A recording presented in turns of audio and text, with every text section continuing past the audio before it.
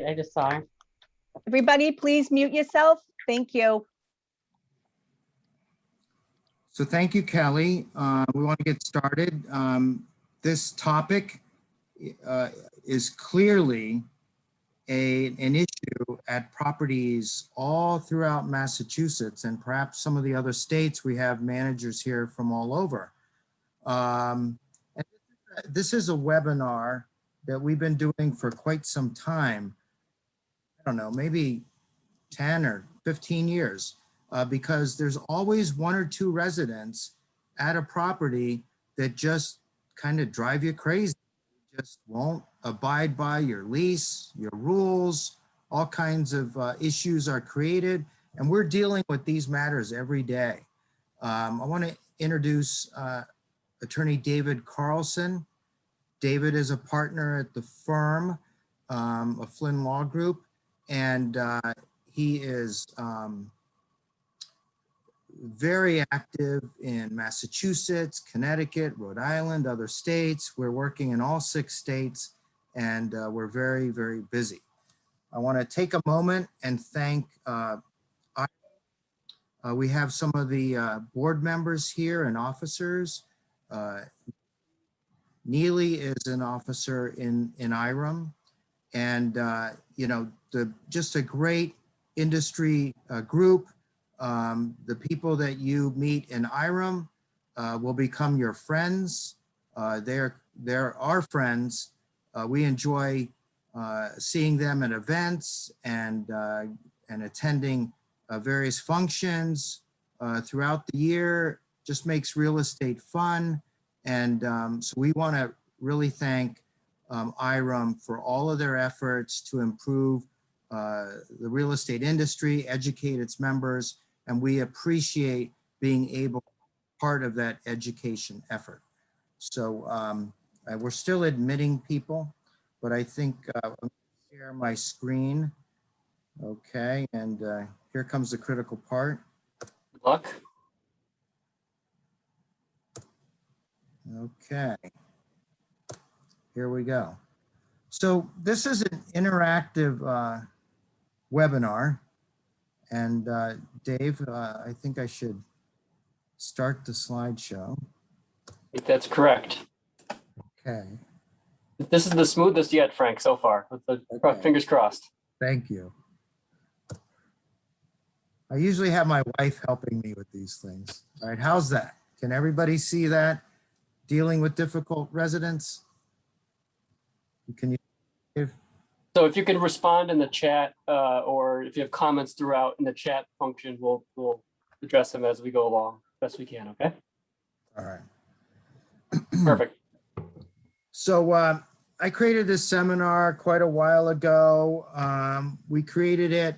We're gonna not just talk about legal methods of what we can do with regards to residents and take residents to court, but we're also gonna discuss proactive measures, because you wanna try to reduce your legal budget at the same time. If there are proactive measures we can take, then you know, we're gonna cover some of those that will help reduce crime and difficulties at your property. So we work in all 6 states in New England. Our emphasis is on getting the results that you need and then providing it at a fair cost. We really focus on the legal cost, current hourly rate on residential subsidized housing is $135 an hour for attorney time and $85 for paralegal time. That's calculated to help you save money on your legal expenses. Fair, you know, fair market properties, it's $150 an hour. We still believe with all our years of experience, that's a great bargain. Many of our clients are in the audience today, and we just really focus on that relationship and building a trusting relationship. We do not take cases and just push weak cases. We'll tell you if we think a case needs more work, more evidence, because the last thing we want to do is take a weak case to court. Now, So many of the companies we represent them in multiple states. And one nice thing about that is we can see what legal services is attempting to do down in Connecticut, right, Dave? Correct. And then those same strategies will come across to Massachusetts, to Rhode Island.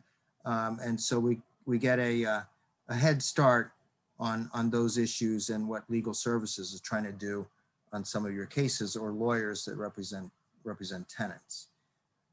We really look at our representation of you as kind of like a service that we pride very highly. We're really there to work for you. Yesterday, a manager hired us and told me that her lawyer was being extremely rude to her, didn't like her asking questions, and that is the wrong relationship. Our relationship would be, you're the boss of us. So we will guide you, we will provide you with advice and foster a good working relationship. The last thing we would ever want is you to think that we're not responsive or rude or anything like that. So, you know, the lawyer is to assist the manager and not to boss the manager around. So anything you want to say about that, Dave? No, I agree with you completely that, you know, we try to make sure that we have good conversations with everyone and make sure, you know, we're well informed as to what your options are, and give options to the clients, and then let the clients choose whatever, you know, Right. they like. So, Informed options. The other thing we like to do is when there's a kind of complex case, I think it's always good to talk about strategy.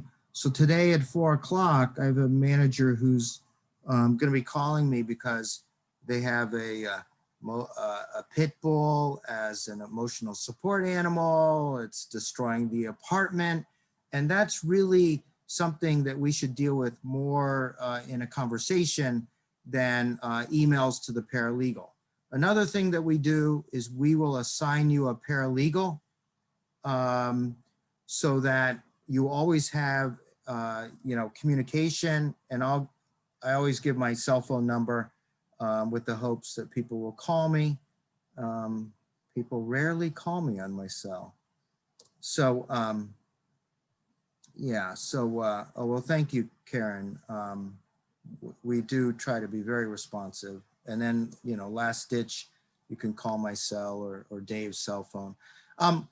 You know, we've all been kind of quarantined in place during the past year. This has been an unprecedented year. And I think that because of the COVID pandemic, there has been a huge increase in problems at properties that really are difficult to resolve. You know, are the police actively coming out? Sometimes no. Are residents getting the services that they need? Usually not. Mental health services are non-existent.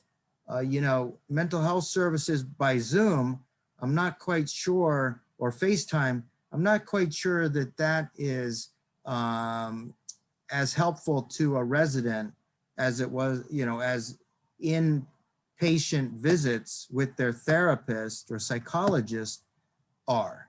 So all of this has been building up over the past year, and we've been dealing with cases, hundreds of cases of problems at properties. And it started out last March with residents not complying with COVID. We took hundreds of residents to court to force them to comply with the COVID protocols, to not have parties, to all kinds of things. And then we had numerous drug cases and criminal matters, cases that were happening at properties. And you know, it hasn't slowed down. It has, if only it has increased as time goes on, especially residents that need mental health services. It's a sad comment, I guess, on our system, but that's what we're dealing with. So we gotta understand what we can do, what's the best thing to do, and how to deal with these terrible situations. I am currently involved in about 10 situations with residents at properties that clearly need mental health services, are not getting them, and are causing havoc at the properties. Every day, a new incident occurs. So anyway, we wanted to take one of our incidents during the past year, and Dave was kind enough to type this up. So Dave, do you want to read this one? Trapped in the apartment during. Trapped in the apartment, yeah. So Sylvester, who's been quarantining in his apartment for the last 2 weeks at the R. Kelly house after a close contact tested positive for COVID-19. During that time, Sylvester has been constantly bothered by the downstairs neighbors who were fighting all night long. Finally, he had enough. He went downstairs to confront the noisy neighbor in person. Sylvester knocked on the door. The young woman answered and told him to mind his own business. Sylvester returned to his apartment at a knock on the door from the police. Downstairs tenant had reported him to the police, claiming he broke in, stole a bunch of stuff from the apartment, and that Sylvester is really the bad guy. After the police left, Sylvester was furious and feeling trapped in his apartment by COVID. He could not get away like he normally would. He'd normally go out and about. Without thinking, he started to take a gun out of his closet, fired 2 shots through the floor. The downstairs neighbor immediately called the police, and Sylvester was arrested for illegally discharging a weapon in the apartment. So this is a variation of a real story that happened. We had feuding neighbors and a gunshot through the apartment floor. Yeah, so this is a true story, and the upstairs neighbor just thought, oh, I'll shut them up. I'll shoot bullets at them. So Allegedly. Allegedly, are there holes in the floor? I think so, yeah. Yeah, did they find shell casings or in the floor or down below? Did it go all the way through the floor? I think it did, yeah. Yeah. So, okay. Any ideas? What would you, as property managers, you're all experienced, smart property managers, looking at the list of the managers here. What do you think? What do you think should happen? What would you do? Should we send a cease and desist? Hey, stop shooting your gun through the floor. That's pretty weak. Yeah. What do you think? Anybody got any ideas? Okay. I would contact my attorney, have him do a notice to quit. Okay. Yep. Get in touch with the police, get the report and evict. Yeah. Okay. And good instincts. Okay. Brian, evict. Yep. Okay. Lease violation. All right. So we're just going to leave you hanging there. We're not going to answer that one because we want you to think about it while we go through the rest of this webinar. We did get a question, and it's interesting. Is there a code of conduct or etiquette that housing attorneys try to use as a gold standard or a rule book like Hoyle or Robert's rules that you can reference as resources? I would say there really isn't. And it's kind of the golden rule, treat others like you would want to be treated. I think it comes down to upbringing and how that attorney relates with people. But I think it's always best to be kind to residents, but tough on the message. Okay, firm on the message, soft on the people, but firm on the message. There's no reason to be yelling, and I've heard attorneys actually yelling at residents, cursing residents out. Actually, we got a couple properties because the lawyer thought it was appropriate to curse the resident out in public, in court. So, you know, I don't know, it's just kind of the way individuals are brought up, I guess. But there should be a code of conduct. Dave, any comments on the attorney code of conduct? Well, we do have a professional responsibility code, but I don't think it says something particularly, at least in Massachusetts, about how we treat people interpersonally. I will say that Maine, who's kind of on the forefront of this, has added to the attorney code of conduct that people treat each other a little bit nicer. So Yes, so, all right, so we got some other responses on our quarantine hypo. Call the police. It's always a good thing. Call the police first. A TRO. Okay. so we'll give you the preview. You should call the police if there's gunshot at that should always be the first step. Call the police. Yeah. Sometimes I get a call and there's Yeah. a fire or there's Yeah. this is going on. There's okay. I'm like, call the police first. Call us back after. Yeah, call the police, call the fire department, call the people who can get there, and then call us back. But but Frank's right. We get those calls a lot. Sometimes it's the first call is to either Frank or myself, and we're just like, hey, We Please. appreciate that, but I do, and what's the advice? Well, the advice is always, deal with the emergency situation, and then we'll deal with the legal situation after that. yeah, as I had to say to a manager last week, because we had a resident on the 8th floor bust out their living room window and start throwing chairs and items down 8 floors. We're not like the SWAT team. We're like the legal SWAT team. Like after Right. the SWAT team goes in, then we'll go in. But I think it's important to point out that not everything has to go to court, okay? And there are things that we can do that will reduce problems at your site. And so I think it's important to try to reduce your legal costs by engaging in these types of activities and having these kinds of resources. So number one of the best resources we've found is resident service coordinators.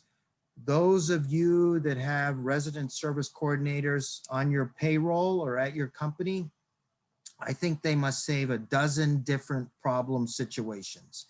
They can get services, they can talk to the family, they take copious notes. The best files that we get are those that resident service coordinators wrote out. Their notes are awesome. Resident service coordinators can testify in court. There's no special privilege. Whatever residents tell resident service coordinators is an admission, and that could be used in a court of law.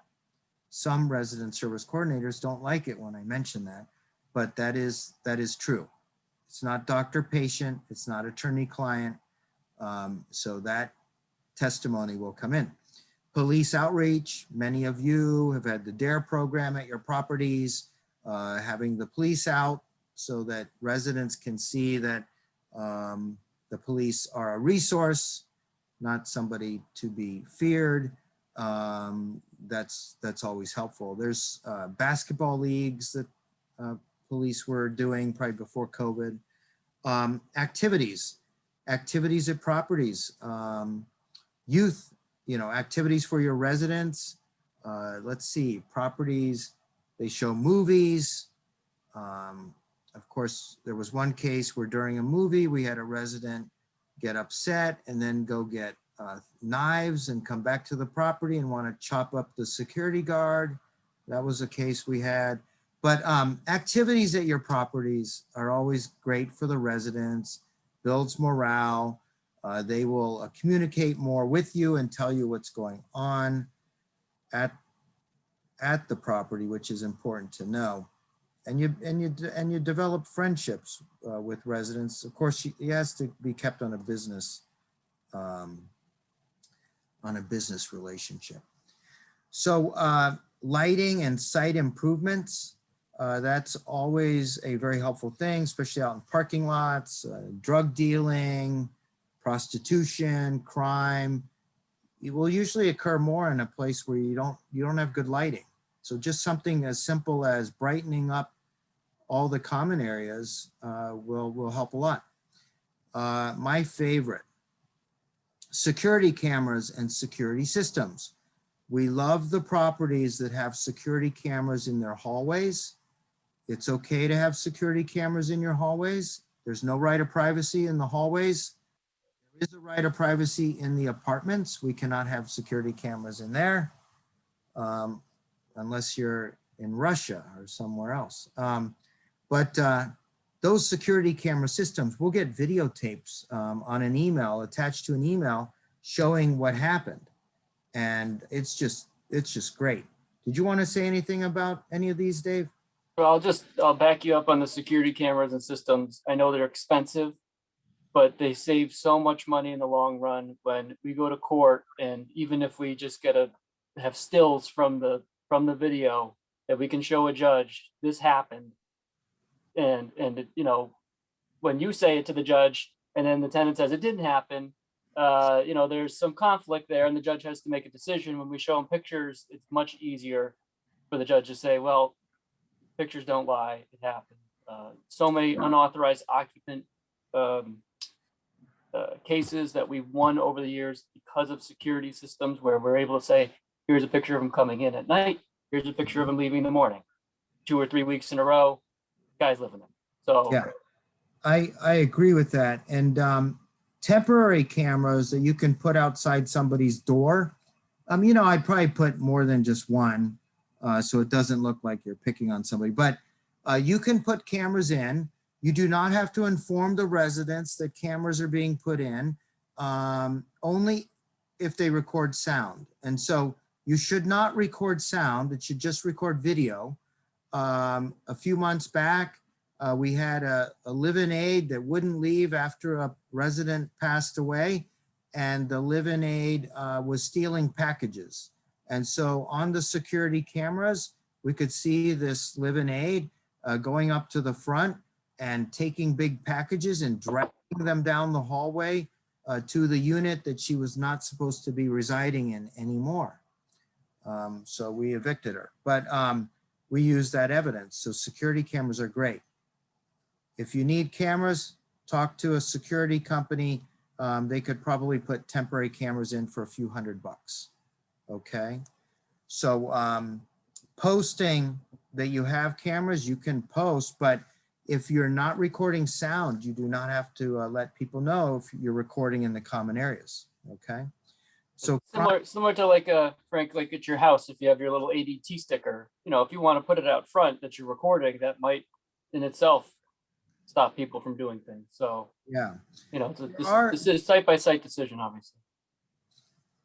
There are security camera systems with speakers where somebody monitors these and can visually yell out at people, stop doing that, we're calling the police. Those systems are quite expensive. So that's what we've uncovered. Crime Watch, well, Crime Watch, I don't know if a lot of properties do this. We had some Crime Watch groups that got a little aggressive.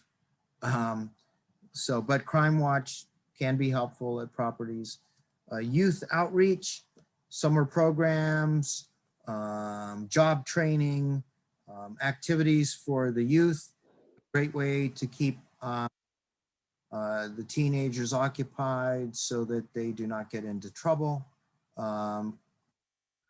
Some companies have computer rooms and programs for the young residents, and that's a great thing.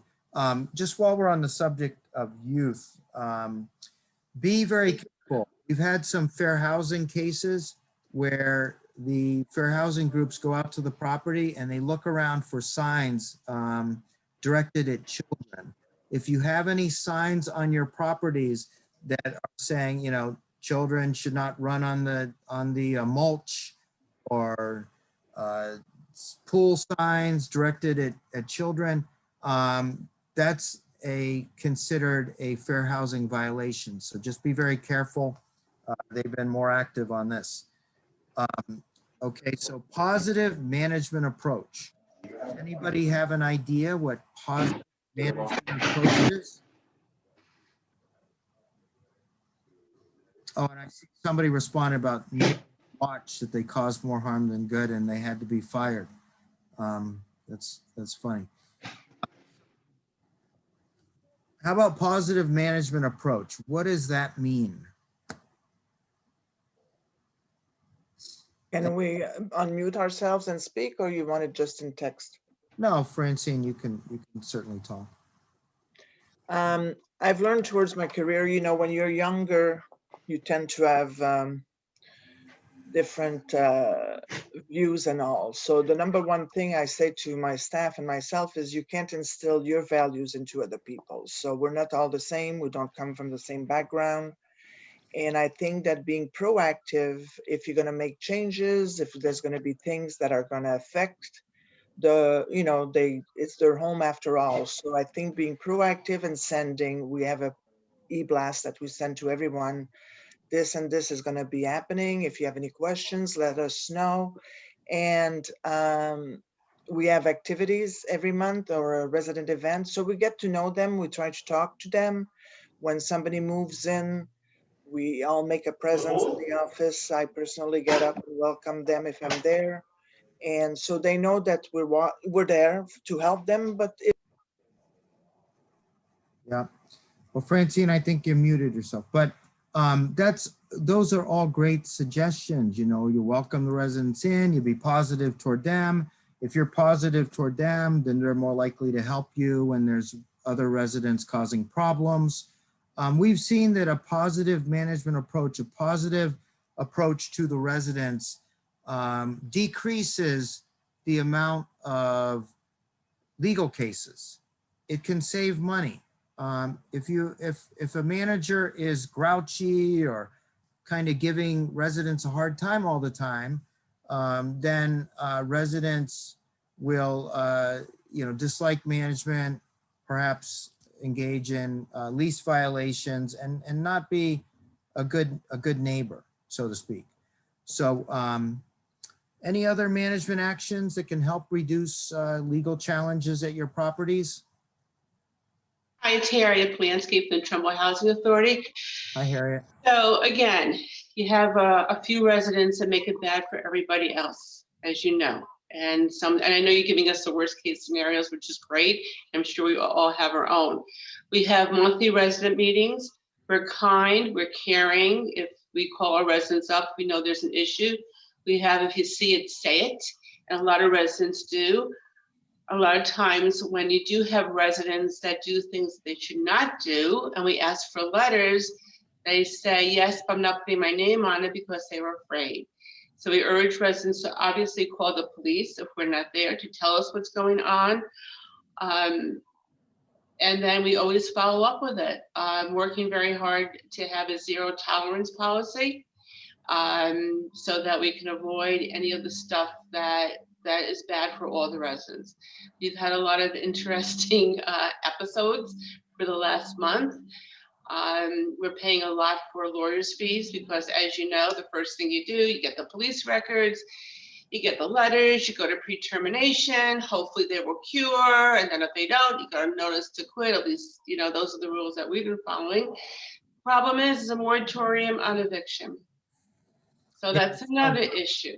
So Harriet, we try to keep things very, very, very positive because we have wonderful, wonderful people, and you know they came here for a reason. We all have our stories, but they want to feel they're safe and secure and happy.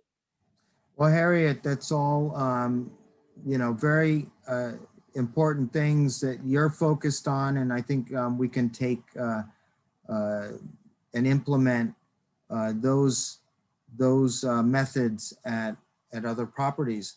I want to say that I know you're in Connecticut, and we're going to be doing some webinars in Connecticut about the reopening in that state. So I know you're at a housing authority also, Harriet. We've been working a lot with housing authorities, and in the last few months, we've had a bunch of housing authorities to us and hire us to help them. So we really appreciate and understand that housing authorities, judges see it at the housing of last resort. And that's why we have to take special strategies to point out that the other residents should not be suffering when one resident is causing a lot of problems. So we're getting really great suggestions in the chat room. I'm not going to go over all of them, but I saw mediation was suggested between a resident and management. And, you know, that's a great tool. Just be careful. If you have residents that have been fighting and you try to bring the two of them into a room, there's been some lawsuits where those two residents will start fighting and then they'll sue management. So might be better just to talk to people separately. Well, you know, Frank, the pandemic has brought on one thing, which is Zoom. And if you don't want Yes. two people in the same room and you want to facilitate a conversation, you know, person to person is always best. But if you have two volatile people, you might try a Zoom mediation with them, because then you won't have the same issue. And I know we have this case in the past where someone picked up a stapler and smashed someone. Yeah, in the head. In Yeah, in the with head. the Yeah, stapler. and so, you know, two fighting residents, you don't necessarily want them in the same room, but you do want to facilitate a conversation so it doesn't, you know, bleed over into their daily life, and then we have to call the police in. So, That's right. yeah, and so, and one more plug on the positive management. I know you probably said it, but you know, I see that as, you know, the manager who takes the it's me against the residents approach, and goes in every day for a battle with the residents. Those are the managers who wind up having more problems with the residents, as opposed to, as everyone sort of intimated, you know, the ones who go and say, it's my job to create the community and help the community and be there for the residents. That has a significant impact in terms of, Right. again, creating the community you want. So, Right. So when those proactive methods, you know, fail, and you're bound to have residents who just, that doesn't work, they're going to cause problems. You are going to have to resort to the legal process. And when we talked about our hypothetical, it's not a hypothetical, it's real life. The guy who's shooting through the floor at the residents below because they were causing a lot of loud noise. We have to look at our leases. Okay, and it's always great to check out, you know, the section of your lease, if it's a mass housing lease or if it's a Connecticut housing lease. A HUD property will have standards in it, and these are the standards that we have to prove. And so a lot of managers may not be familiar. They might hear the term, but they might not know what it means. So material non-compliance is a standard that you'll see in a HUD lease. You'll also see serious and or repeated. Serious and or repeated. So Dave, just to put you on the spot here, what does material non-compliance mean? There's usually a little paragraph in the lease that defines it that nobody reads, but. right. So, you know, a preview. So, material noncompliance is considered a serious noncompliance or repeated noncompliance with the lease. So if it's a minor issue and it happens one time, you don't meet the standard under the lease for noncompliance. So that's something to keep in mind when you call your attorney and say, I got this person who one time was smoking one time. Is that a serious enough offense to be material noncompliance just the one time? I don't know. We gotta talk about it. Depends on the situation. Is it repeated? If it's just one time, it's not repeated, so you're not meeting the standard. So you want to make sure that your violations meet your lease standards before you're sending out legal notices. And that's Right. Discussions that we'll have with you. Right, and here's where we talk about the strength of your case. So if you have noise, let's say noise, Dave mentioned smoking. if you have noise, one instance of noise is not a serious violation usually. And so you want repeated ones, and you're going to want to document those. And so you have to meet material noncompliance. When legal services steps into the case, they'll take it all the way to trial if you only got one instance and it's not serious. You need repeated. And so we'll get questions like, well, gee, Dave or Frank or John, or whoever at our firm, when is it a strong case? Well, the more instances you have, the more repeat instances or incidents, that's the stronger case. So a lot of times in our discussions with management, we'll say, oh, well, you have two situations. Well, you really need I think a third one at least. And then you'll meet the standard of material noncompliance. So it's good to review your lease. Your lease will also have all of these clauses in it. And my cursor is not working as well. But, you know, it's good to review these. No unlawful acts, live in a peaceful way, respect the rights of other residents, the security, peaceful enjoyment. We know all these terms, right? Maintain the apartment in a clean condition. Don't damage the property of the landlord. Do not assign or sublet the apartment. The resident, you know, you should check on Airbnb every so often, because tenants will rent out your apartment on Airbnb, and you'll suddenly have all these people coming into the premises, print out that listing on Airbnb. Now I see some people going, really? Oh yeah, we've had about 30 cases where residents rented out their units on Airbnb, were making more money on the unit than you were. And the residents that were coming in were doing all kinds of bad, crazy things. So they had a rave party. I could go on every one of these clauses here. Not to create or allow to create by the tenant's family, any offensive use of the unit. Offensive use of the unit could even be odors. You know, we got residents complaining there's a strange chemical odor coming from some apartment. We have that case right now. We think it could be meth. We've had a bunch of methamphetamine cases. So even where you don't have a drug bust, there could be a nuisance of a lot of traffic, excessive traffic. Those are lease violations. Okay, so it's good to review your lease.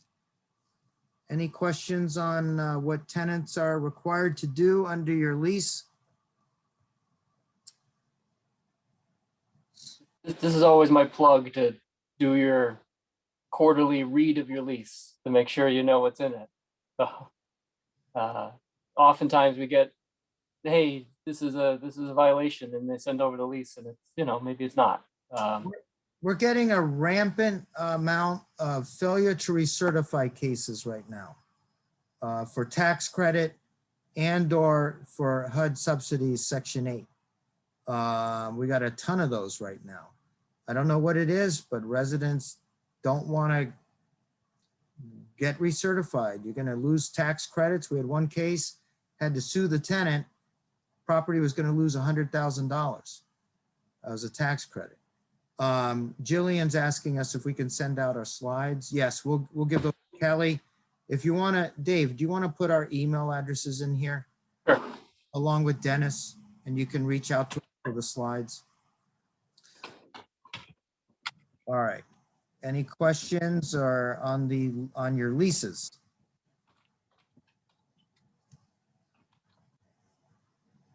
Hi, it's Harriet again. I have a question. How often should you update your lease? Well, you know, your lease, a lot of times if it's subsidized and it's a housing authority, you might have a kind of a fixed lease.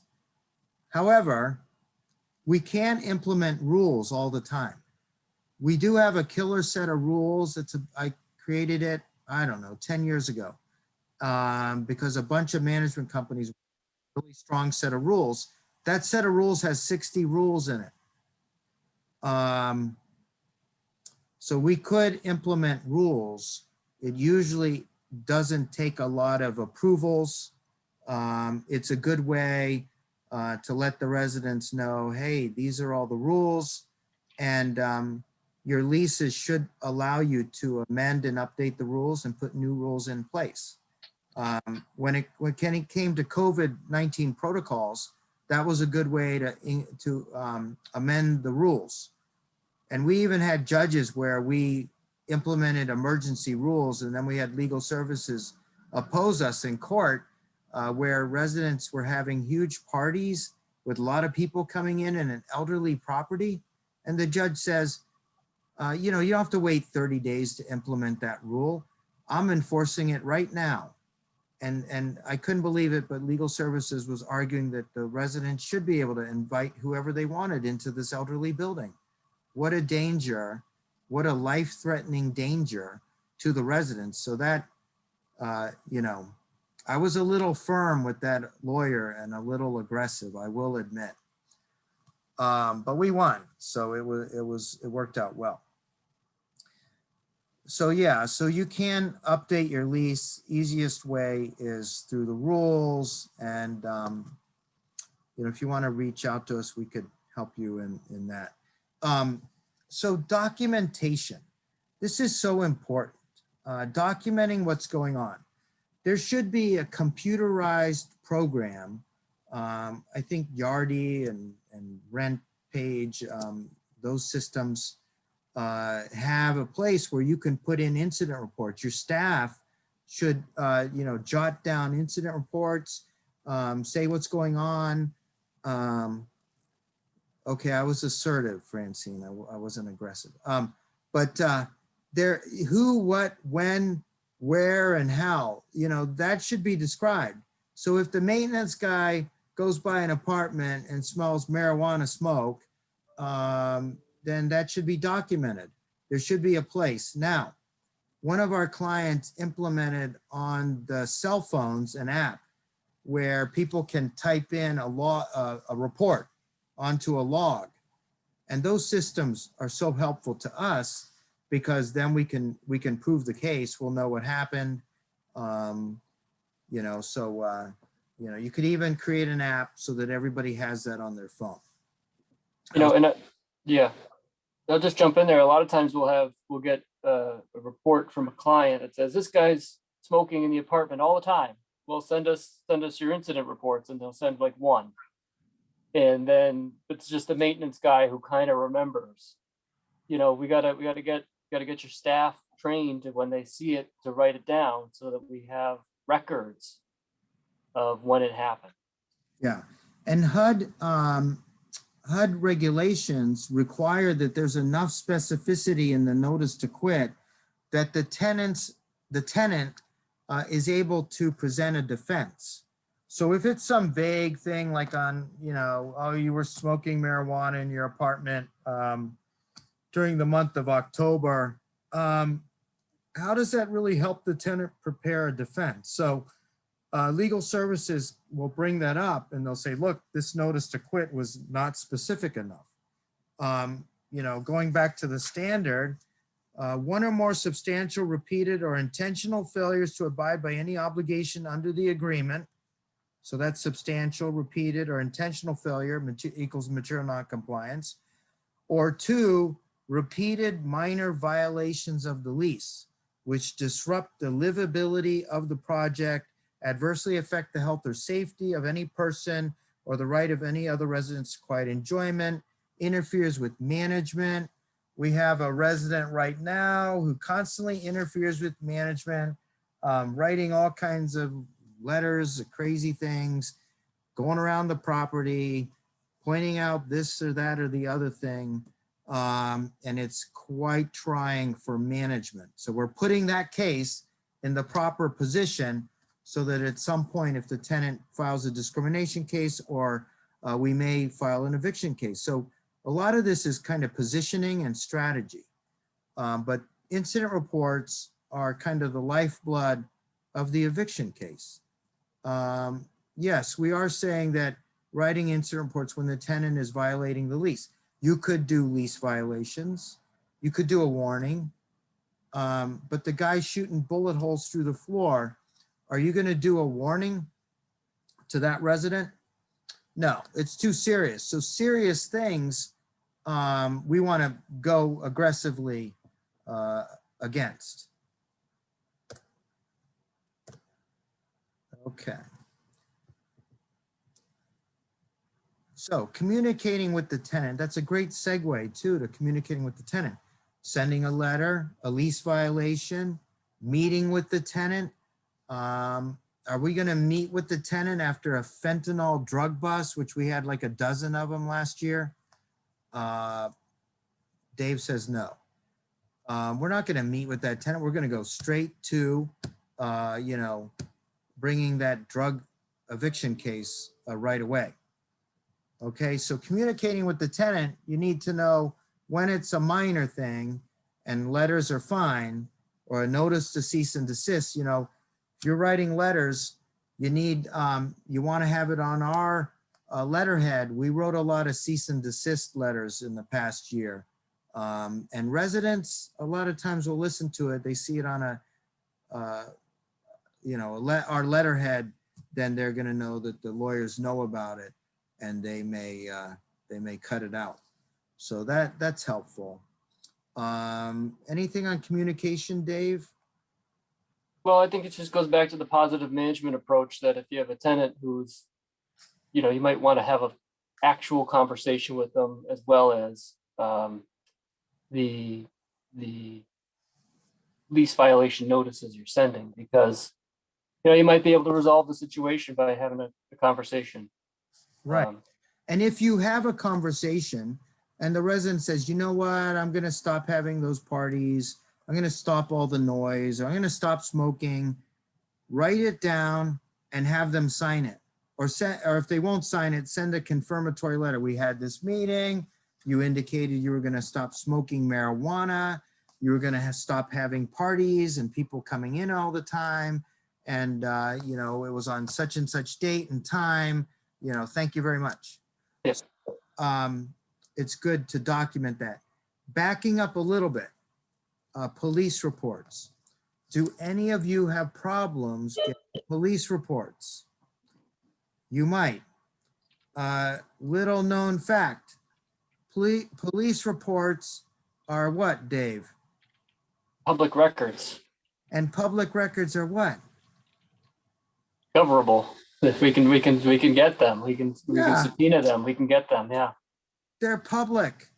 So they're not secret unless, well, if there's some investigation of drug activity, sometimes the police will not. And we did get a note comment that domestic violence is, and a lot of times that those are the hardest ones to get, are the DV reports.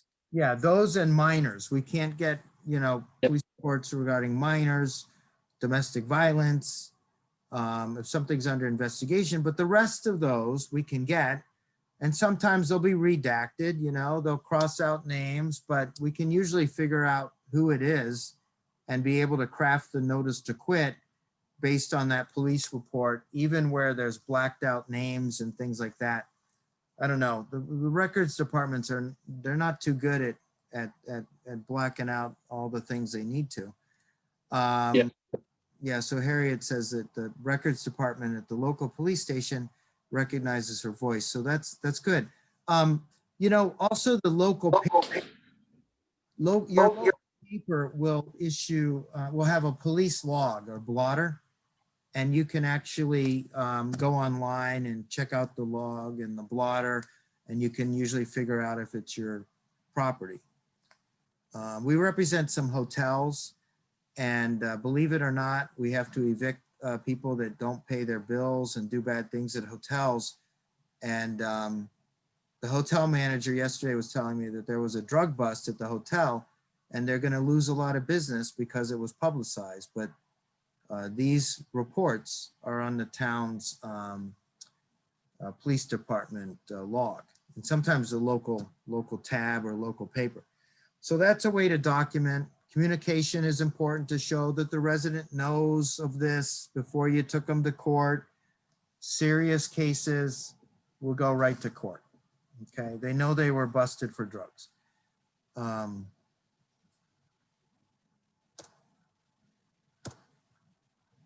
right. So the notice to quit or the notice of non-compliance, it must identify the reasons for the eviction. It must give specifics.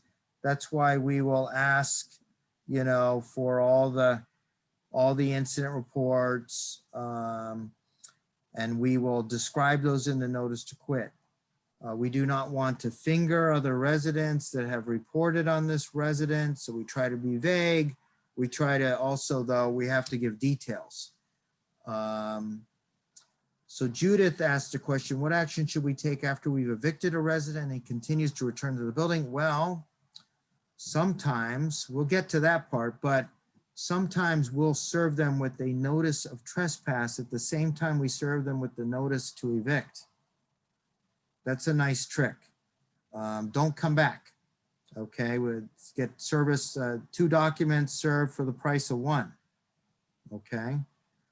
So the notice to quit, it has to be correct. I want to do a side commercial on non-payment cases in Massachusetts. There are brave management companies and brave managers that have prepared their own non-payment notices to quit, and we applaud them. We have found, though, most managers have trouble with the system. There is language that needs to be attached, paperwork that needs to be attached on a non-payment case in Massachusetts, has to be uploaded to the state. Now some federal agencies have required additional language. There's about 25 things that you have to comply with. We have our paralegals do it. Most of our clients just said, you know what, let's just have your paralegals do it. We have a lawyer review it. It's very cheap. And you don't lose 30 days for non-payment. If you have a subsidized property, you have to give 30 days on a non-payment notice to quit because the CARES Act will require it because you have a covered property. If you have a Fannie Mae or Freddie Mac mortgage, your property requires a 30-day notice to quit for non-payment. Dave, do you want to say anything about that? I just like warning everybody how difficult it is and that perhaps you want paralegals to do it. Yeah, I think you just said it all. I mean, there's multiple city requirements, state requirements, federal requirements, and I would say that 99% of the notices we've seen from clients who try to do it themselves were admirable, but not quite good enough. Right, and if it's wrong, there's an affidavit. If it's wrong, then we have to start over and you lose 30 days, and that's 30 days and sometimes $10,000. So that's a lot of money. Madam, We have the question of whether it's 30 days or it is a straight 30-day notice. yeah, This is straight our 30 interpretation. days. Yep. Yeah, so we say 30 days in the notice, on the non-payment notice.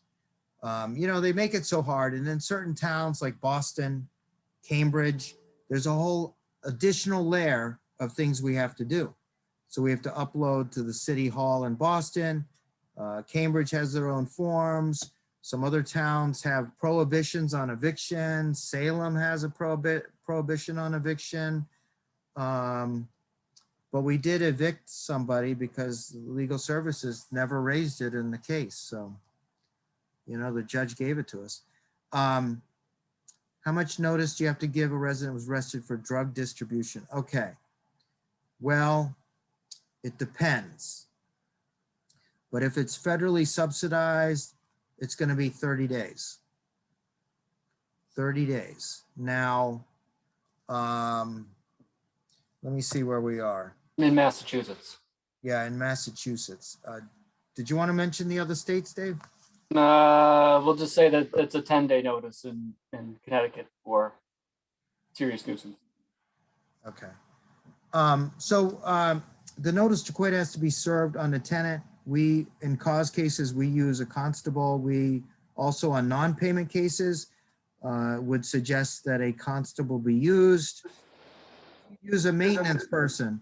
to deliver non-payment notices at your property, that maintenance person may have to appear at the trial because we have to prove that it was received, and tenants a lot of times will say, oh, I never got that, when we know that they got it, but we would have to prove it at trial.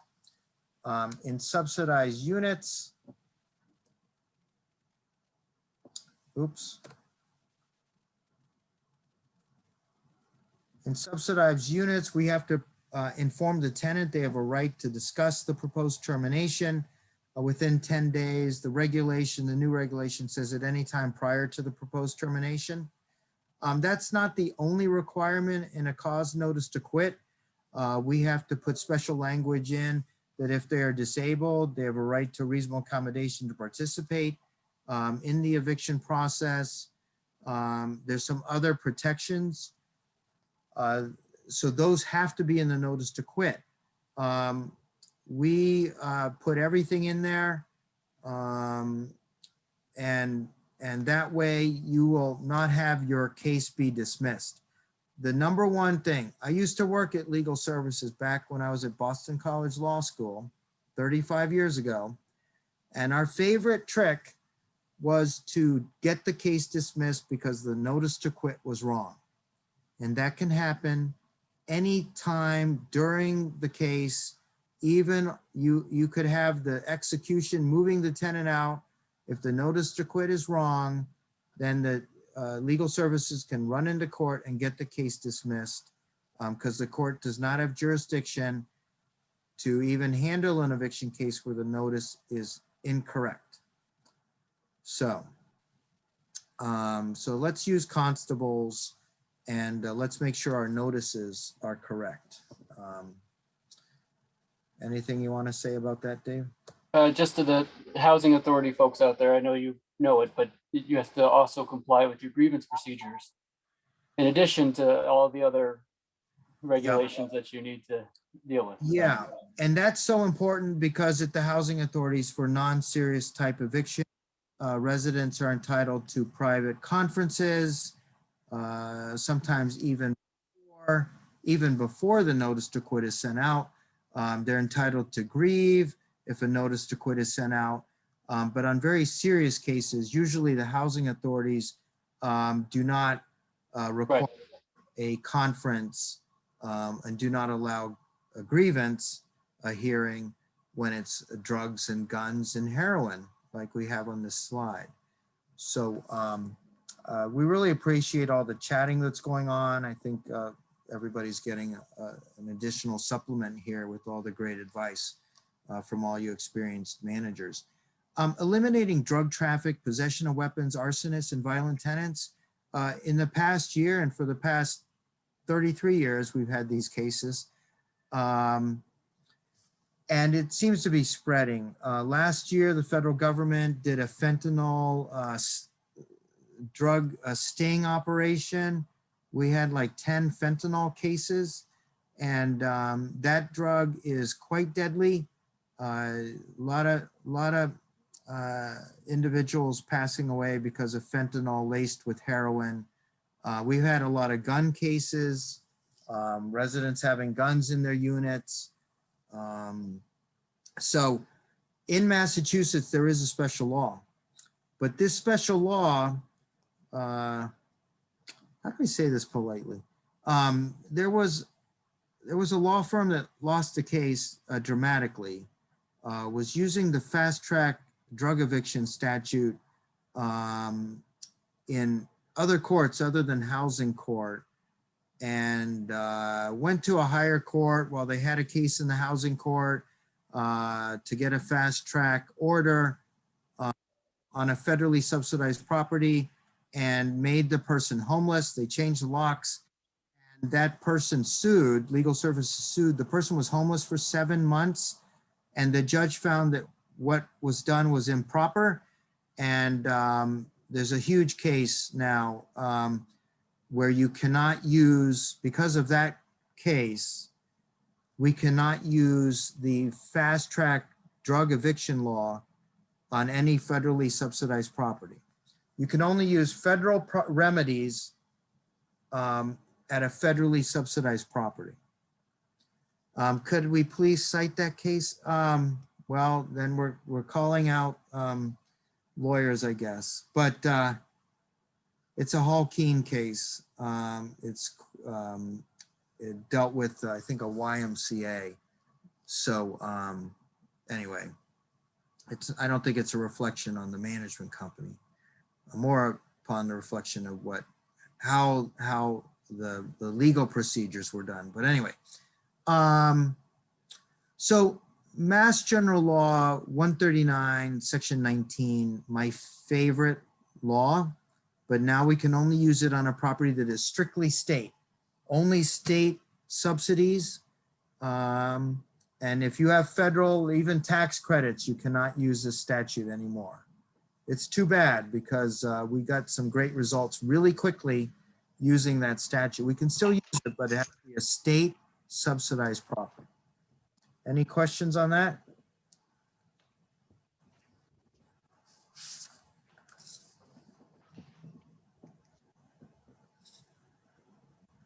Okay. So just to quickly run through this, 1 second here. Okay, so, just in general, when we're talking about drug cases, you need to uncover where is the traffic, where is the problem.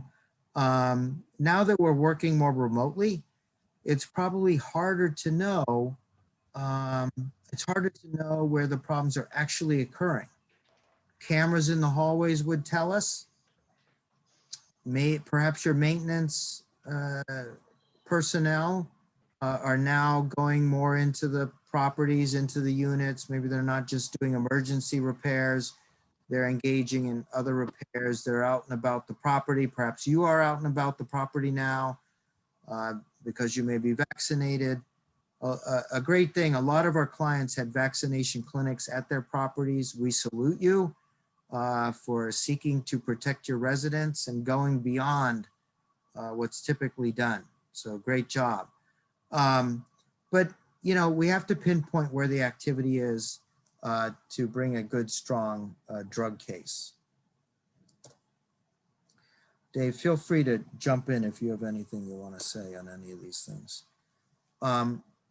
Once you hear of drug activities or criminal activities, a couple weeks ago, I did a webinar for a residential security group of directors on human sex trafficking. And, that was pretty hotly attended. You want to contact the local police if something strange is going on.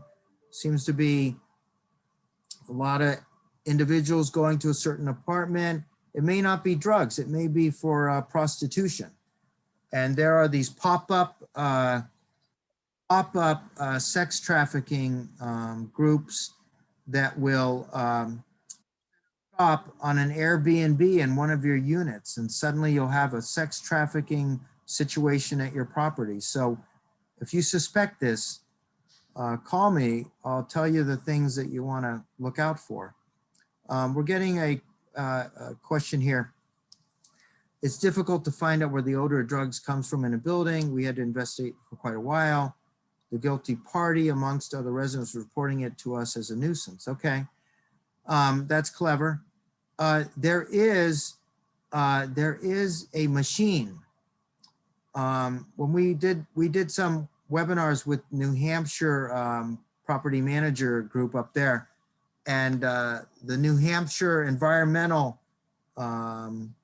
officer came to the seminar. We were talking about smoking and enforcing the HUD directive on smoking at properties. And she brought a machine out, and it's called the Dylos machine.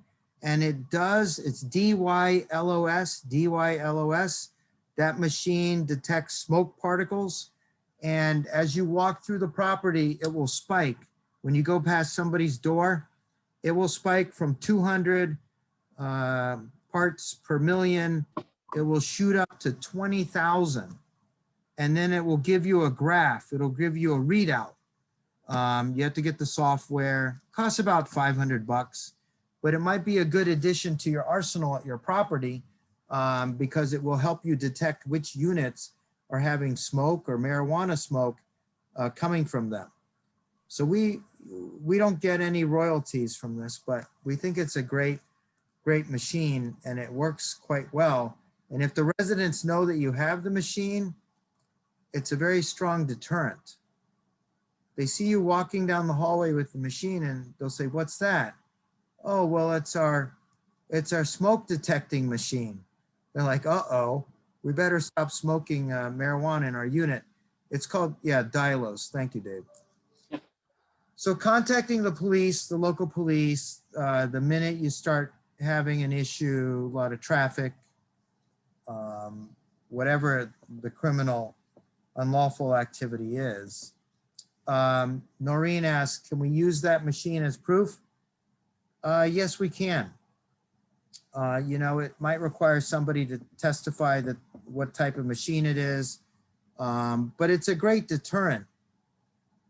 I use it, I say we use it in this fashion too, is when you go and you say, I smelled smoke amongst 2 or 3 units, and you can't by your nose tell which unit it is, but you can, then move the machine closer. So it's kind of like you can use that evidence with the person who did the testing. So again, when you do the report, you'd have to make sure you have good notes. Hey, I went past unit 2 and unit 2 had a reading of 2000, and I went to unit 1 and it was 200. So very clearly it's coming out of unit 2. It's not really a smoke detector per se. It's a particulate air matter detector. So it does detect other things besides smoke, but it's very good to use in addition to your nose. Yeah. So any particulates in the air is what it would. Dave's Yep. a scientist than I am. Dave has a science degree, so I believe Dave. The machine can be shared. Our machine was loaned out to a property in Rhode Island, but we kind of lost track with the pandemic. I cannot recall who has our machine. Once we get it back, we'll be happy to loan it to you, but you might want to buy it. That Dilos machine is very useful, and it also will scare residents into signing court agreements, which is a favorite strategy to get some peace and quiet. And then if they violate the agreement, we ask the judge for possession. Just like Frank said, though, we've had a couple clients who bought the machine, made everyone aware that they bought the machine, and smoking went way down. Yeah. And then it started creeping back up, and they send an email like, "Hey, we're going to be doing walks around with the machine again." Back down. Yeah. So. Yeah. So it's really helpful, and also reduces the smoking of marijuana on the property, which can be quite smelly. Okay, so police reports, we already talked about that. It's Harriet again. I have a couple, since we're talking about smoking, is this a good time? Sure. Okay, so we have no smoking policies. Residents are not allowed to smoke in their units, but they do. Unfortunately, we're quite spread out. So we do have designated smoking areas. And I said 50 feet from the apartment, only because if you're 20 feet, you're gonna end up in someone's, porch.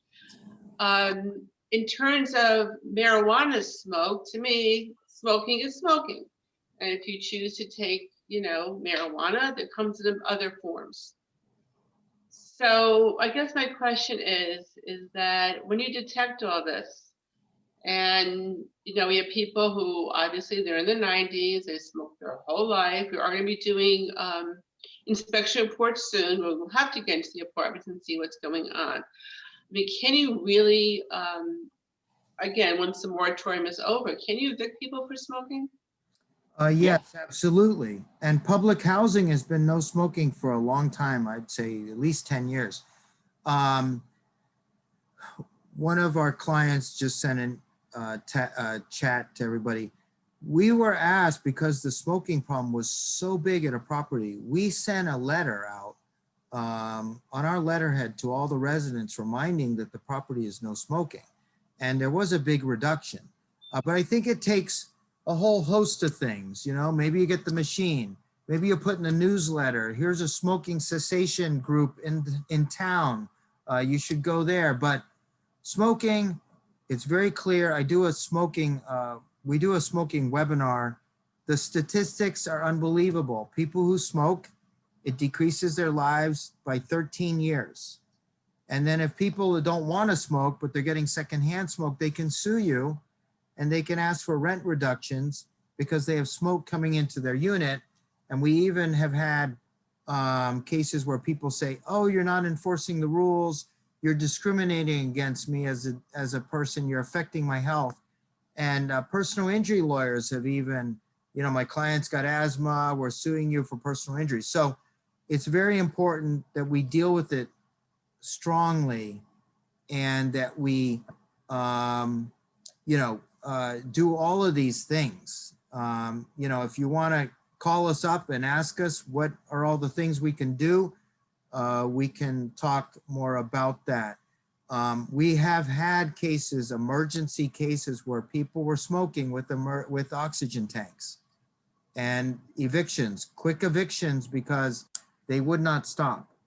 And it's such a danger. There have been cases oxygen tanks have blown up and killed people and killed the resident. So we don't want that. But we could probably talk more about smoking. But those are good questions. Thank you. Okay. We had some chat about how do we keep people off the property. Massachusetts has another special law. That special law is 121B, section 32C. And what that is a super powerful restraining order. Okay. So let me see here. All right. So 121B allows us to get a restraining order against individuals that are coming on the property engaging in criminal acts. We have obtained this order against individuals coming on the property dealing drugs. We have obtained this order against individuals coming on the property shooting weapons. All kinds of very serious matters. We can get a 121B order. If they violate it, it's $3,500 fine and 2 years in jail. 2 years in jail, $3,500 fine in Massachusetts. I don't think any of the other New England states has this law. So if you have people coming on the property doing very bad things, we can get orders to keep them off. It's very helpful in the cases of gang activity, gang warfare. We've had a lot of those situations and we use this tool a lot because the police will arrest these people and then we'll have their name. Okay.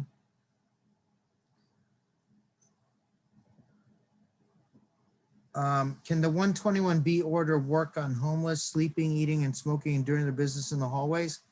No, it has to be, if they're doing drugs, yes.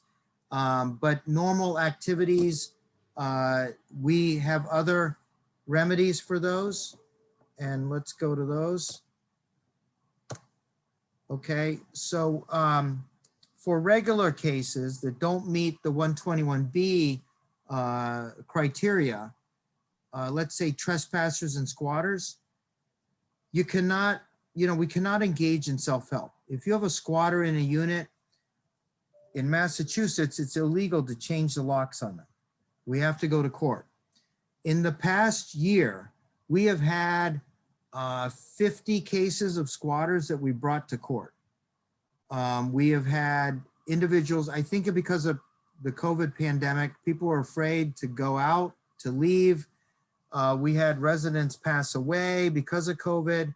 And then we had relatives move in or relatives that were there that were not supposed to be there and they would not leave. We had live-in aids. We had a case where a tax credit was going to be lost in 2 months if we couldn't get this person out. we got all of these individuals out. Okay, but we had to go to court. Helpful hints. It's helpful to have some description of the squatter because we use Jane Doe or John Doe. Don't accept rent. What happens if we accept rent from a squatter, Dave? You create a tenancy. Create a tenancy with that person, and so what? What happens? So what if we created a tenancy with that? Well, now we have to terminate the tenancy, and they get all the rights of a tenant. So it's not a good idea to accept rent from someone you want to be as a squatter. Yeah, they get a whole calendar month notice. Yep. You get the whole, and it has, if we're in the middle of the month, the notice doesn't start ticking till the first of the next month. Do not accept any monies from a squatter, no use in occupancy, nothing. Because that squatter, when they see the judge, will say, I paid rent. And then the judge will say, is that true? Did you accept monies from the squatter? Well, gee, judge,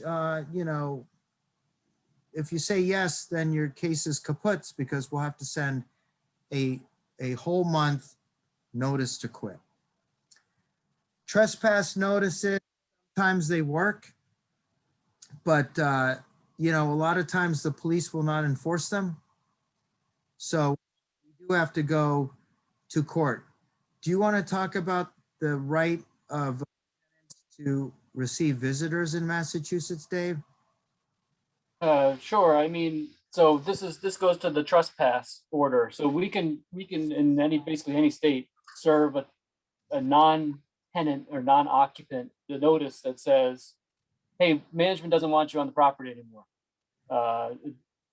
If you come on, we consider it a trespass.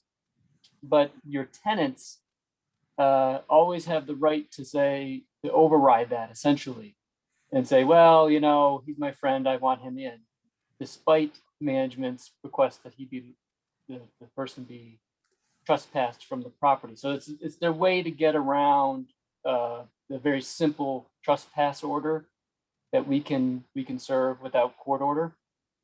So if you take the first step, and then we're going to go to see Kim with her homeless people. So I'm going to get there, Kim.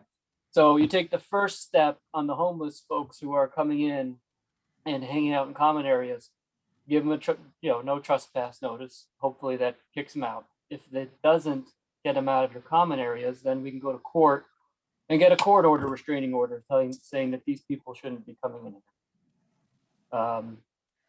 Even if they're not up to the level of the 121B, which is the much stronger restraining order, that doesn't mean we can't get a restraining order saying, hey, you can't come into our property and sleep on the floor. So yeah, I agree with everything Dave said. And Kim, we work with Kim Doty at her property. We'll send trespass notices to all of those individuals in the hallways.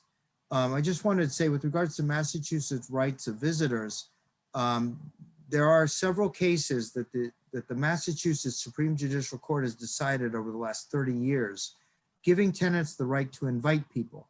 If those homeless people that are in the hallways, if they're invited by any of the other residents, then that trespass notice will not work. The right of Massachusetts tenants to invite people is stronger than the no trespass statute. And that's what those cases say. So it would be good, Kim, if you did talk to your residents and anybody who's friendly with them, get letters where the resident says, I don't welcome that person, in my apartment. They're not my guest. They're not my visitor. And so you kind of work at it from both angles. But then the trespass notice can be enforced. The police that are kind of tied up doing lots of things do not seem to be as aggressive on enforcing these things. So it's becoming more and more of a problem. So we might have to go to court on some of these cases. We had a question here, and I don't want to ignore it. Can we discuss how to handle possession of premises by unauthorized groups or individuals and unwelcome guests? Yes. So there's two ways to go here. where there are unauthorized occupants in a unit, if the original tenant is gone, well, now these people are squatters. And so half the judges in Massachusetts in the housing courts will let us get injunctions. That means we file a complaint, gets marked up quickly. In 2 weeks, we're in front of the judge explaining that it's a squatter, they shouldn't be there. It's the original resident. This is not the original resident, and the judge will give us the order. The other half of the judges in the housing courts want us to file an actual eviction complaint. So we do a notice to vacate, 72-hour notice to vacate, and then we file an eviction complaint. I disagree with those judges that say we have to file an eviction case because evictions are for tenants. So filing a summary process under the statute is defined, that's done where you have a tenancy. So anyway, that's an ongoing controversy in the housing court. I also did promise to talk about the courts. The courts right now are somewhat disorganized. The courts are quite backed up with 11 months of cases that could not be brought because of the Massachusetts essential eviction law that ended on October 18th. On October 18th, any case that we need to bring, non-payment, cause eviction, anything can be brought in the housing courts. There is some misnomer. That that tenants can't be evicted, that there's a moratorium against evictions. No, that's a mislabeling by the CDC. On non-payment cases, the only thing we cannot get is that last piece of paper, the execution, and that's only where the tenant has given you a CDC certificate. Okay, so all cases can be brought now, non-payment included. But with non-payment, there's special rules with regards to the CDC. And this is not a non-payment eviction seminar, so I just wanted to mention it so you don't get in trouble. On May 20th, we've been asked to do are you ready for the end of the CDC? That's a Rhode Island webinar. Rhode Island IRUM is hosting that one. So we'll be talking more about these kinds of issues there, specifically with about the state of Rhode Island. All right, so I just want some clarification. You're saying that even though Governor Lamont has put in Connecticut has pushed the date for eviction, I don't know when, I think it might be June 1st or maybe July, we can still evict? No, so just to be clear, Frank is talking about Massachusetts in particular. Okay, only. Connecticut, we're still stuck with serious nuisance or serious non-payment only. So And serious nuisance cases we can bring. You can bring a serious nuisance case, but I will tell you that the judges are very, we've brought some that were borderline and they said, no, that's not serious nuisance. But if it's a serious, actual serious nuisance, drugs, prostitution, violence, and then there's the catch-all one, which is conduct, which is, could be dangerous to tenants. That's the one we kind of used a couple times earlier. Yeah, you can bring a serious nuisance, just not a regular nuisance. Got it, thank you. And Connecticut, you can bring non-payment cases, but it has to be 6 months of rent owed or rent owed back in March of 2020. Correct. So we are getting a lot of questions here. So squatters, we can go to court right away, don't accept rent, trespass notices are useful. A lot of times they don't solve the problem. We'll have to talk about stronger measures. Get letters from residents that they're not inviting these people in. That's always very helpful. As I try to go to the next slide. Okay. So Craig, Noreen does have an interesting question. Yeah, go ahead. About whether we can file an eviction against someone who's been charged for possession of drugs and weapons. That's one, so obviously not convicted. And then two, it didn't happen on the property. So I'm going to answer question one by saying you don't have to wait for the conviction to start your eviction case. That's a, that could be years down the line. And, the criminal prosecutors have a much higher burden than we do in civil. They have to prove beyond a reasonable doubt that someone did this to get a guilty conviction. We just have to prove it's more likely than not. But your second question of whether or not we can charge for something that happened off property is a little more questionable. It depends kind of how far off property. Can we relate it back to the property? And so it's kind of a bit case by case scenario. Yep.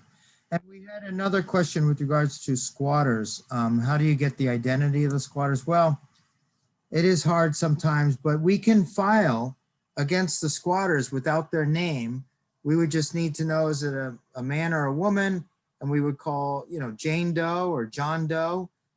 We would list them all. And we've done that. Just 2 weeks ago, I had a case where we had a whole bunch of John Does and Jane Does.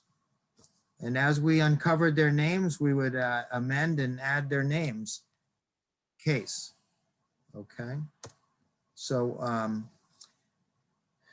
all right. So we'd like to tackle some of these hypothetical situations and see what. All right. This slide was one of my first slides I ever did. And you can tell that it's a little off here, but I kept it. So this is the hypothetical with regards to George Foreman, one of your residents.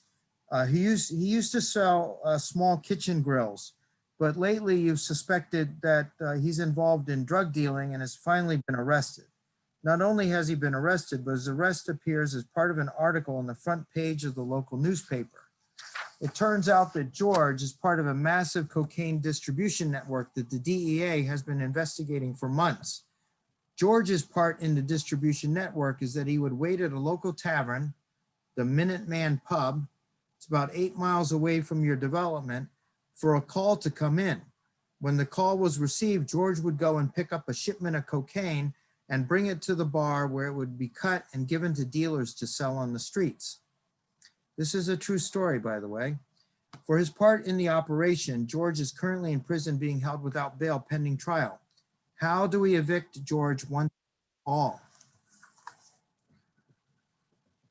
How do we evict George once and for all? He's got this cocaine distribution ring. He's running out of this bar. Any ideas? You can just put your answers in the chat.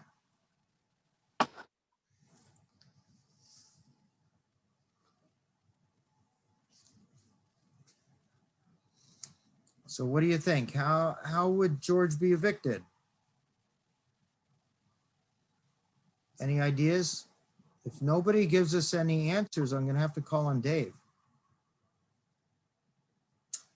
Well, Francine says it's on front of the papers. It's known to the police. Serve him 30 days.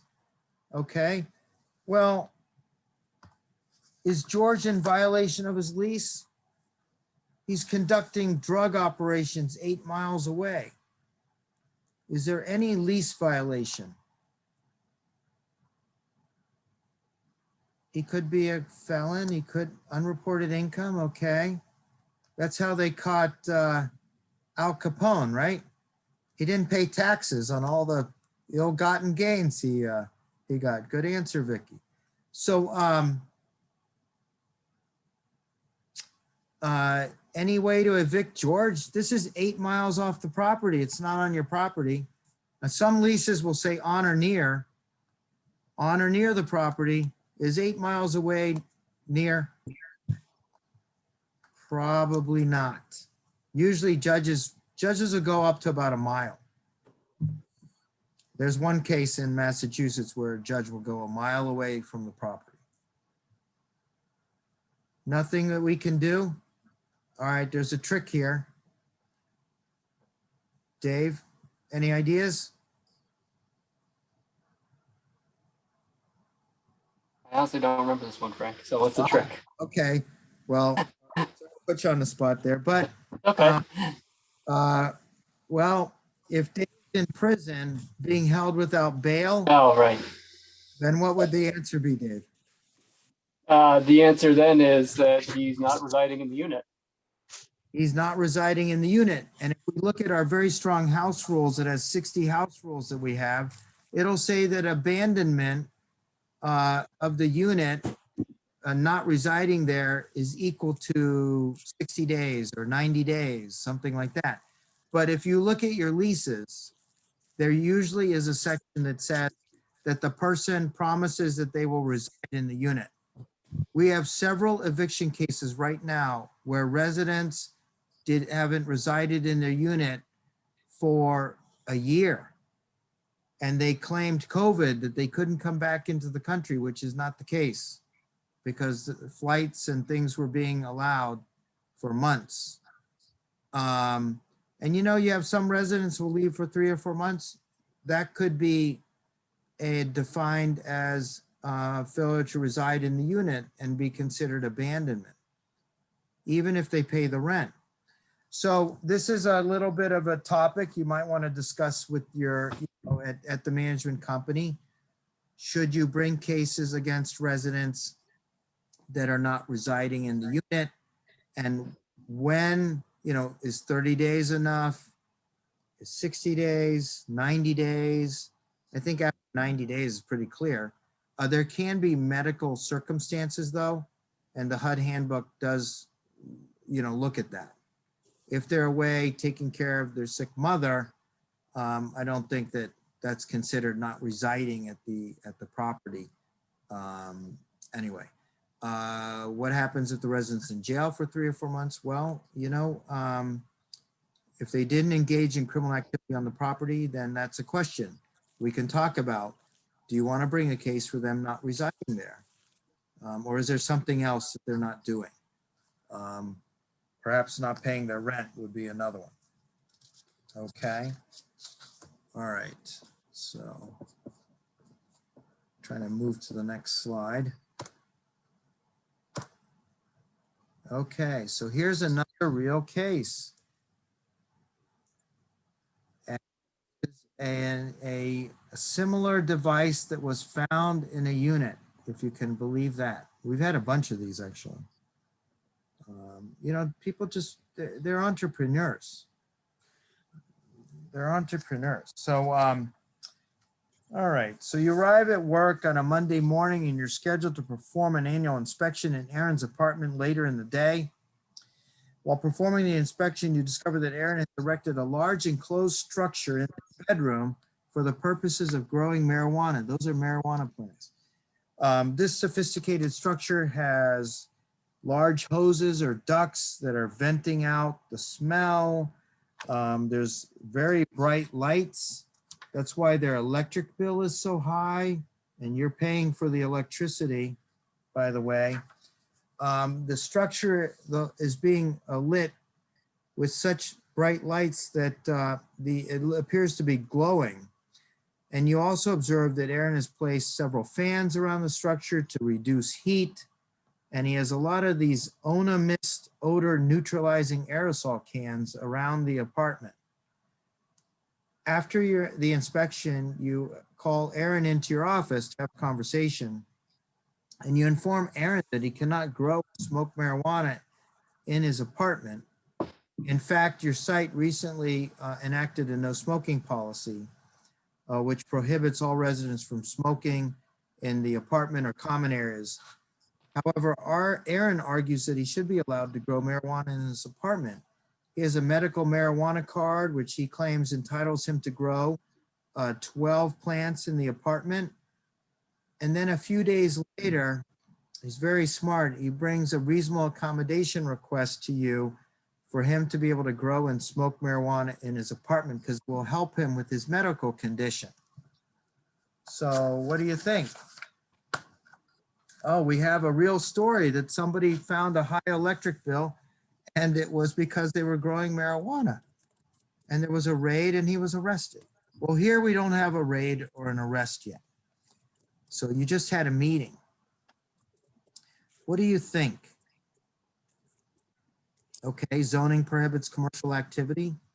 Is he selling it? Perhaps he's just using it. but he gave you a reasonable accommodation request. Now this has to go to like a different department, has to go through channels. Federal law says it's illegal, even though the state says it's okay. Dave, what do you think? Where do you want to start on this issue? Well, you want to start with the reasonable accommodation request? Well, I will start with the reasonable accommodation request that if you're in a federally subsidized building, it is not reasonable to grant that reasonable accommodation request. You cannot allow someone to break federal law as in response to their reasonable accommodation request.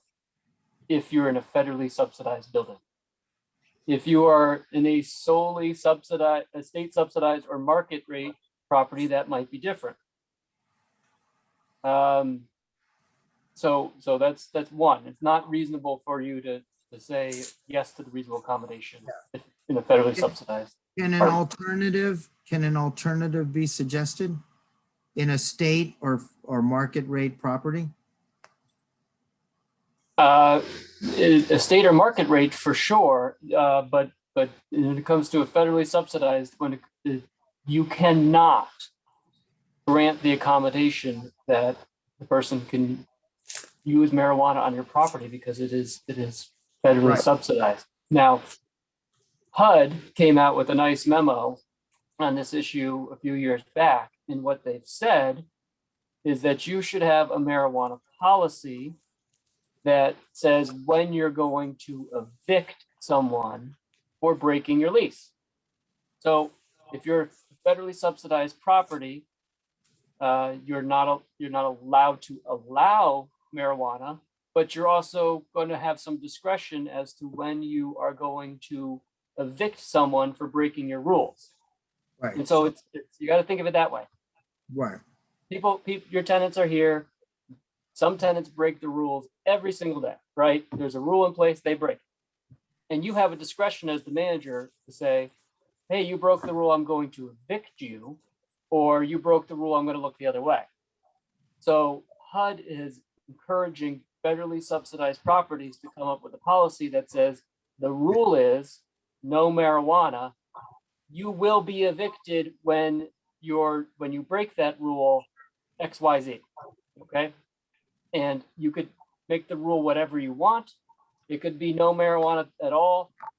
I'm evicting you. That's probably a very difficult rule to enforce, and you're gonna run into some issues. Your rule could be, I'm only going to evict you if you're bothering the residents, if you're growing. You can tailor the rule to what levels of marijuana you want is acceptable to you and your property. But the main thing is we've created these policies for many companies and many sites, and really it resolves the reasonable accommodation request. We had a policy that we ran out for a company, and it said, we're federally subsidized. It's against the rules to have marijuana at all. We will evict you if you smoke marijuana in your apartment. And so we got a reasonable accommodation request from an attorney. We handed him the marijuana policy and said, here's the policy. It says exactly that. You will be evicted if you smoke. Doesn't say that you will be evicted if you use edibles or anything else. And so we were able to, that case went away almost immediately because we had the policy in place. Because we can't grant a policy that says you can use it. We're just letting everyone know you won't be evicted as long as you're not bothering them. So just a couple points there. Yep. Every federally subsidized property has to have a marijuana policy. It's a HUD requirement. And I've given seminars to all the HUD analysts on the entire East Coast. They know about it because I talked about the marijuana policy, and it's a HUD regulation. So they're going to be looking for this when they do their audits and inspections of your property. they'll be looking to see whether you have a marijuana policy. And that marijuana policy, like Dave described, it will say when we would evict if somebody is found with marijuana.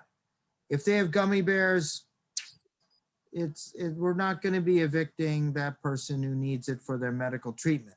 But if they're smoking blunts and it's a huge smelly mess every day, well, then that's going to be in our marijuana policy, and that's going to be able to be used to defend you if somebody says you're picking on somebody. Okay, so you should have a marijuana policy. If you need one created, we can create one for you. It's not expensive. It's very useful. You're supposed to have it. State buildings, state subsidized or market rate, you should also have a marijuana policy. And it should say whether you allow growing marijuana, I would suggest against it. And smoking it, you can restrict that too, because it's going to be part of your lease. And it keeps you in control of your property. So we always want to be in control of our properties. So that's what should happen. With regards to Aaron and this big contraption, we sent a notice to quit because this was in violation of the lease. And on the reasonable accommodation, he was told that he could not grow and smoke marijuana in his apartment. And we sent the 30-day notice and he complied. Okay. So, and there's an interesting part of this hypo which talks about him growing in an apartment 12 plants. If you look at the mass growing laws, you are allowed to grow up to 12 plants in your home, but it's not necessarily in an apartment building setting. So most, and Rhode Island's the same way, even with the medical marijuana cards, you are not able to grow in an apartment setting. So Yeah. that's still illegal. So we can't grant the reasonable accommodation for something that's legal. Right. Not reasonable. So all of this can be set up with policies and then you won't have questions about it. So it's a great way to determine what your answer will be. And we got a couple questions. Can the marijuana policy be different for different properties? It can. However, most management companies will like to have a uniform policy. The HUD regulation requires the marijuana policy for each building. Okay, so, you know, we'd probably create for each property. More than likely, a management company will want to have the same one at all the properties. I guess it could be different. You have an elderly property versus a multifamily. Okay, so it's kind of hard to find a slide that match this hypo, but we did it. Okay, hypothetical C. So you arrive to work on Monday morning. You're scheduled to perform a follow-up inspection in Jim's apartment later in the day. During the annual inspection a few weeks ago, you observed that Jim's apartment had several housekeeping issues, which you asked him to address prior to today's follow-up inspection. Clearly, he likes some kind of soft drink or coffee. I don't know what all those cups are. When you arrive at Jim's apartment, no one answers the door. After entering the unit, you notice an unresponsive individual lying on the couch. You contact the local police to perform a wellness check on the unresponsive individual. After performing the wellness check, the local police identified the individual in the apartment as Craig. According to the police, Craig is bad news. He has 19 criminal cases against him, several felony convictions for breaking and entering of a dwelling, felony assault, aiding and abetting a felony, receiving stolen goods, possessing controlled substances, and larceny. In fact, the police informed you that Craig was recently arrested for driving with a revoked license, and he provided the police with Jim's apartment address as his current residence. Craig is not an authorized household member of Jim's apartment. The police also informed you that Jim is currently incarcerated and has been held without bail for the past few weeks due to the arrest for forgery and counterfeiting. However, your staff reports to you they have observed signs of an individual residing in Jim's apartment the past few weeks. The lights have been on, the air conditioner has been running, even though Jim, the real tenant, has been incarcerated. In addition, neighbors report to you they have seen Craig entering and leaving Jim's apartment regularly for the past few weeks. How do you proceed with the case against Craig? Craig, the unresponsive guy, lying on the couch. What would you do? So we got Jim, who's supposed to be living there. He's in jail. And you got Craig in his apartment that's not authorized. Any ideas? Pretty messy apartment. The other thing we're doing a lot of is hoarding cases. We got a ton of hoarding cases. Now, I think the pandemic caused individuals to hoard more or something like that.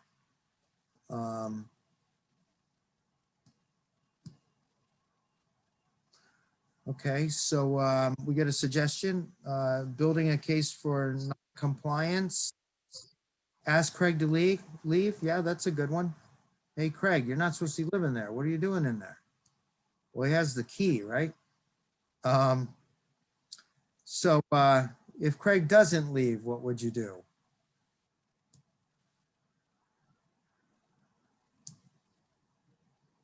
And what about Jim? Well, thank you, Vicky. Call us. Dave, what would your approach be to this situation? So Judith, I think, sort of hit the nail on the head, which is notice to quit for both. But, Jim doesn't really have a right to be there. So I don't think he gets a. Well, Jim's a tenant. Oh, Jim's a tenant. So Jim, yes, I could. Yes. So Jim would definitely get a notice to quit. He has an unauthorized occupant staying in his apartment against the lease rules. Okay. So we need to evict Jim. And we also need to evict Craig. Same thing. But I don't know that he gets the same type of notice to quit because we don't want to give him tenancy rights. Yeah, so Craig, we could give him a no trespass. If he says that he's invited there by Jim, our no trespass is not going to work. Yep. We could seek an injunction against Craig, the unauthorized occupant. We could do both. I would suggest both. Eviction against Jim. He's also not residing there, right? Not residing, his unauthorized occupants, and his hoarding. His apartment's a colossal mess. So we could put all of those things in a notice to quit against Jim. And then Craig, we could bring an injunction. He'd have to prove that Jim invited him. But even so, he's not supposed to be there. So odds are a judge would not permit him to reside. One cigarette dropped in that pile of stuff, that unit's going up. So, yeah. And this is a very good point in the chat about the police being called. The police usually will not help you. They'll say it's a civil matter. They'll say, call your eviction lawyer. And because they won't get involved on these situations. So with regards to hoarding, we're talking about hoarding. Hoarding is a disability. We have a strategy of getting, if the hoarding is not cleaned up, we'll get the resident on a court agreement. If they don't clean it up, then we'll ask the judge to move them out. And judges will do it. This is a pretty bad hoarding situation. We have a case right now where the stuff in the unit's 5 feet high and the unit was condemned. So that person has 2 cases in court against them. A notice to quit for hoarding and sanitation problems, also disturbances, but and then an injunction for immediate relief because we couldn't do fast track there because it was a federally subsidized property. Anyway, what is PTN, Harriet? It's a pre-termination. Oh, So pre-termination. that's a Connecticut thing. So That's the Connecticut. Connecticut folks, a lot of these things, unless it's a serious notice, you do need a pre-termination CAPA notice. Because we always do a preterm, hoping there'll be a cure, because you got to give them dates before you do a notice to quit. So you can't just do a notice to quit. I mean, Massachusetts might be a little different. Am I correct? It's a lot different. Yeah, So so Massachusetts, we don't have to do the pre-termination notice. We go straight got to it. notice to quit. yeah, Rhode Island, Connecticut have the tenant's right to cure on non-serious things, but in Massachusetts, there's no right to cure. Nice. I prefer the Massachusetts method because any lease violations on a Massachusetts case, the tenant cannot cure, and we can always bring the case. You know, mice droppings in the unit because of hoarding, you know, that's a real serious violation. It's hard to exterminate when there's piles of crap everywhere. You know, it's unsanitary, and we can add unsanitary conditions to the notice to quit. And so to someone's point that the notice to quit takes months, you know, every state has a way to get into the unit faster, to clean up, do what you need to get done, called an injunction. We bring them in every state. You know, even Connecticut has a process if the tenants aren't providing proper access for exterminations or for cleanings. We can get that order sooner than we would necessarily get an eviction case. And it's not mutually exclusive. Just because we filed that case to get in and address the immediate issue doesn't mean we can't also file the eviction case later. But again, to the point that it might take a long time, and these are serious problems in terms of extermination. Let's get into court, let's get access Yeah. to do what we need to do and start the push out. Yeah, so we have a chat here of a cause case. The unit was condemned. Yeah, the unit's condemned. The tenant can't reside there. So we brought an injunction. You get a condemned unit, an injunction should be brought right away. You know, during this time period, we've been working with the courts for so long. We've been calling clerks on their cell phones, at their homes to get cases scheduled quicker. We've been engaging in a lot of using connections to talk to clerks and get things moving along. But an injunction should get in front of a judge in about 2 weeks. And we're very familiar with all the judges. So I'm kind of surprised that the judge is not assisting where you have all these problems in the unit. That might be one we might want to talk about if you wanted to discuss it with us separately. One last typo here with regards to Rose. This is another true story. These are all true stories. It's the middle of the night and you're sleeping at home, as you should be. You suddenly received a phone call from your maintenance manager who reports to you that there was a fire in a resident's apartment. The maintenance manager informs you that the fire was in Rose's apartment. Jack, who lives in a neighboring apartment, smelled the smoke coming from Rose's apartment and put out the fire using a fire extinguisher located in the building. You arrive at work early the next morning and start piecing together the facts of the incident from the previous night. You learn that while Jack was attempting to extinguish the fire, Rose had screamed at him, apparently in an effort to prevent Jack from putting out the fire. Upon entering Rose's apartment, you notice that Rose had burned several items in different rooms of her apartment. Among other things, Rose had burned a pillow, burned a chair, burned a window fan. The maintenance manager also informed you that Rose's skirt appeared to be burned. And Rose was also seen throwing out all her personal belongings the day before, causing the garbage chute to be blocked. Later in the day, you found out that when the police and firefighters arrived at the property the previous night, they could not find Rose because she left the apartment. After investigating the incident, the firefighters located Rose and asked the police department to conduct a psychological evaluation on Rose because the firefighters believed that Rose had started the fires intentionally. Rose, who was not injured from the fire, was transported to a local hospital where she was being kept for psychological evaluation. How do you proceed with the case against Rose? And in the past year, we've had a number of cases where people have set fires to their units. So what would you do with Rose here? Any ideas? Oh, that's a good one. Call her emergency contact. You're required to do that in a serious situation where you have to go to court with somebody in subsidized housing. The HUD regulation actually says that. If you don't contact the emergency contact, legal services can use it against you. And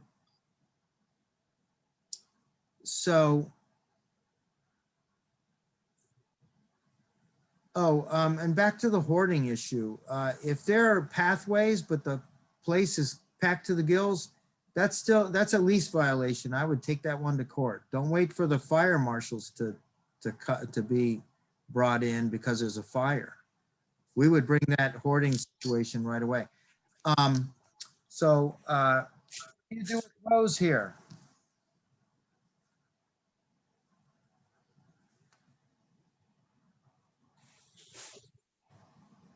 It is a sad situation, but you know what? We have to protect the other residents. So, what would you do, Dave? I would start the eviction case, of course. And, you know, I know it's likely going to be brought up that this is the result of a mental disability or mental disorder, and they might request a reasonable accommodation later.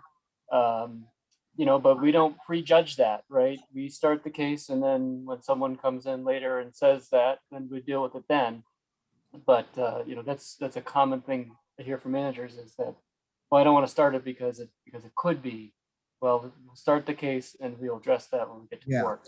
And a lot of times people will not get services unless there's an eviction case brought. Our system, unfortunately, is one where it's kind of like crisis management.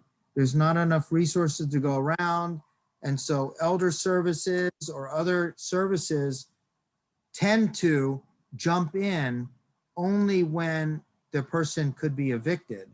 And the courts in Massachusetts also can provide services, but here you have somebody who's trying to burn their unit down and they threw all their stuff away. That's an indication that they're going to commit suicide. So this looks like suicide by fire, and your building has other residents in it. We have to protect them. So it would be a notice to quit and an immediate injunction to get this person in front of the court and the judge. And we had one of these a couple months ago. The judge ordered that the person could not come back to the unit until a doctor or psychologist said they were able to come back until the trial. So we got an injunction. The person could not come back until it was considered safe. And the person would have to stay out of the building until the eviction trial. So that was a great remedy. That injunction gave us a great remedy. And now that we're going to have the eviction trial, the tenant is deciding to go somewhere else. So, you know, there's a lot of comments about services that the state should have and things that should come into play. But let's be reminded that we need to protect our residents. And so we need to take action here. An injunction and a eviction has to be brought. The liability is too great if people die. We also had a property that had a massive fire, and then legal services was trying to sue the property for $400,000. But we worked and resolved that one to the benefit of management. So that was another one we had in the past year. We're gonna end. There's a couple more hype. I know we're at noon, so I'm gonna stop the sharing of the slides. I'll pass those along. If you would like the slides, you can write to Dave or I or Dennis. Really, Dennis will be the one handling it. So write to him, and we'll also provide the slides to Kelly. Okay. Thank you. And, you know, we just want to say, we really appreciate you all attending. We feel that these topics, knowing what to do when you have troublesome tenants, we're probably not answering all of your questions here in this webinar. So if you have other questions, you know, especially different cases, all day long, all Dave and I do and the other 11 attorneys at our firm, all we do is discuss these issues and come up with strategies. So if you want to reach out to us, please do so. You know, we're pretty passionate about these issues and trying to assist you in all of these situations. So, you know, Frank, thank you again for thank all you. the information, lots and lots. You also, David, you guys were great. I'm sure there was a lot of information today that you guys all took in. If you have any questions, this will be recorded. If anyone's interested in getting a recording, please send me an email. I will be sending it out to the list of people that registered. So if you are not on that list and you joined in, somebody didn't have a chance to make it or what have you, please reach out to me. And thank you again, the Flynn Law Group. Thank you, Kelly. Thank you, Kelly. Hannon is the best. If you need anything or IRUM, please reach out to her. You know, every manager at your company should join IRUM. We're going to be we're sponsoring a Red Sox event, I think next month. We're going to be doing a fair housing training with them the next month or two. You know, our thanks to IRUM for all the great things you're doing. Kelly does so much. The board does so much. Neely is also on here. Neely can tell you all the great things that IRUM does. She's been an officer and board member for many years. Come join us at these events and we'll have a great time. So thank you so much, Kelly. You're welcome. Thank you, IRUM. Thank you. you. Thanks, Neely, Neely, did you want to say anything? Nope, I'm good, but thanks. Okay, good to see you, Neely. You too.